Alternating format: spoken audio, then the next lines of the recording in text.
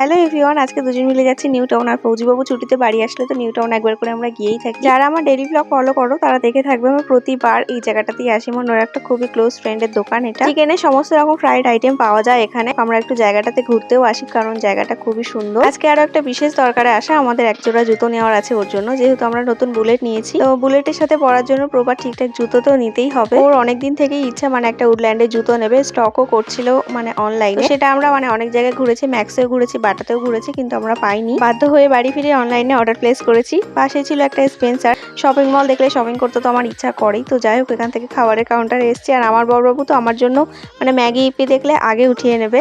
তো এটা আমি সবসময় খেয়ে থাকি আর ভীষণই পছন্দের আর কি আমার। এখানে আসলে তো মনটা গলেই যায়, সমস্ত রকমের চকলেটস ছিল। তো আমরা এখান থেকে চকলেটসও নিয়েছি। রাতের নিউ টাউন আমার ভীষণই পছন্দের, তাই জন্য এই মোমেন্ট আমার কাছে খুবই স্পেশাল। বাড়ির কাছাকাছি এসেই পড়েছি জ্যামে, আমরা জ্যাম কাটিয়ে বাড়ি ফিরতে থাকি। তোমরা আমার চ্যানেলটা সাবস্ক্রাইব করে দিও।